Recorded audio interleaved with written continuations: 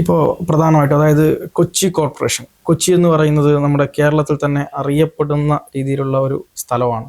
എല്ലാ സെലിബ്രിറ്റികളും അതുപോലെ തന്നെ ബിസിനസ്സും എല്ലാം കൂടെ ഒരു കേന്ദ്രം ഉണ്ടെങ്കിൽ അത് കൊച്ചിയാണ്. ആ കൊച്ചിയോട് ചേർന്ന് നിൽക്കുന്ന സ്ഥലമാണ് തൃപ്പൂണിത്തുറ. ഇപ്പം രാജവീതിയാണ്, അല്ലെങ്കിൽ നമ്മുടെ പൂർണ്ണത്രയീശ ക്ഷേത്രമുണ്ട്, എല്ലാം കൊണ്ടും വളരെ ഫേമസ് ആണെങ്കിൽ പോലും അതിൻ്റേതായ രീതിയിൽ ഒരു വികസനം അല്ലെങ്കിൽ കൃത്യമായ രീതിയിലുള്ള ഡെവലപ്മെൻറ്റ് അവിടെ നടന്നിട്ടുണ്ടോ? അതില്ല എന്നുള്ളത് നമുക്ക് പകൽ പോലെ വ്യക്തമായിട്ടുള്ളൊരു കാര്യമാണല്ലോ. ഇപ്പം നേരത്തെ പറഞ്ഞാണ് അതിൻ്റെ സാധ്യത.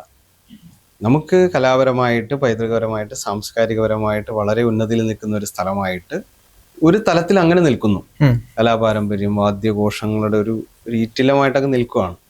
ഇതൊക്കെ നിൽക്കുമ്പോൾ അതിനോടൊപ്പം തന്നെ മെട്രോ വന്നു ചേരുന്നതോടുകൂടി ഒരു മെട്രോ സിറ്റി ആയിട്ട് മാറുന്ന പലതരത്തിലും പല ക്ലാസിഫിക്കേഷൻ ഇതുമായിട്ട് ബന്ധപ്പെട്ടുണ്ട്. ഇപ്പോൾ ചിലവർ പാൻ സിറ്റി, ഒരു ഉപഗ്രഹ നഗരം എന്നുള്ള നിലയിൽ വളർന്നു വരേണ്ട ഒരു സ്ഥലമാണല്ലോ തൃപ്പൂണിത്തുറ കൊച്ചിയെ സംബന്ധിച്ചിടത്തോളം. പക്ഷെ അതിനനുസരിച്ച് മെട്രോ വരുന്നതോടുകൂടി വലിയ വികസന സാധ്യതകൾ ഉണ്ടാകേണ്ട ഒരു സിറ്റിയെ യാതൊരു വിധത്തിലും അതിൻ്റെ യാതൊരു ഗുണഫലങ്ങളും ഇല്ലാത്തൊരു സ്ഥലമായിട്ട് മാറ്റി എന്നുള്ളതാണ്.